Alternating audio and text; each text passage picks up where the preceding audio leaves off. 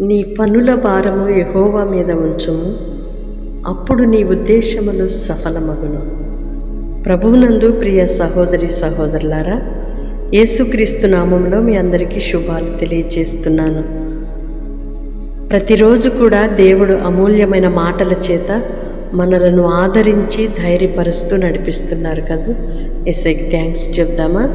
నీ పనుల భారము దేవుని మీద ఉంచు, సమస్తమును దేవుని చేతికి అప్పగించి ఆయన యొక్క ఆలోచనను తీసుకొని నీవు నడవగలిగితే నీ ఉద్దేశములన్నీ కూడా సఫలమవటం నువ్వు చూడగలవు.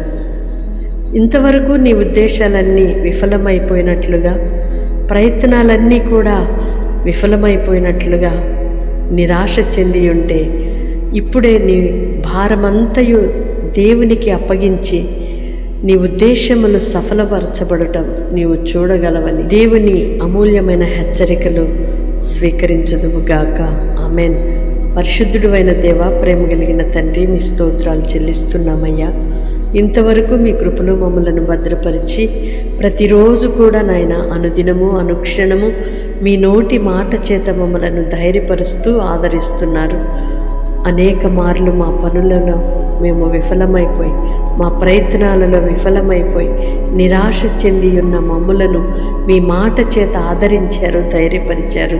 మేము ఎందుకు సఫలము చేయబడటం లేదా, మా కార్యములన్నీ విఫలమవటానికి గల కారణం ఏమిటో అయ్యా తేటగా సూటిగా మమ్మలను హెచ్చరించారు.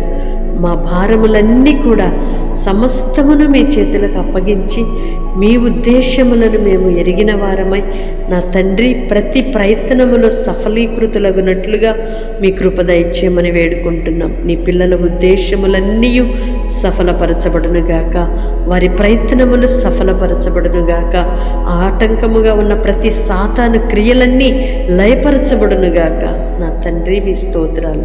ప్రార్థనలు ఏకీభవిస్తున్న ప్రతి బిడ్డను కూడా వారి ఉద్దేశములు సఫలపరచుమని వేడుకుంటున్నాం.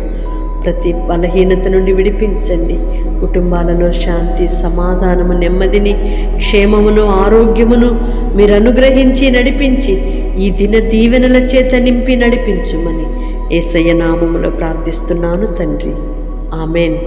దేవుని కృప మీకు తోడయుండునుగాక. మీ భారములన్నీ దేవుని మీద ఉంచండి. మీ ఉద్దేశములన్నీ నా దేవుడు సఫలపరిచి మిమ్మలను ఆశీర్వదించాలని మానక మీ కొరకు ప్రార్థన చేస్తున్నాము. దేవుడు మీకు అన్ని విషయాలలో ఆయన కృప సమృద్ధిగా అనుగ్రహించునుగాక. ఆమేన్.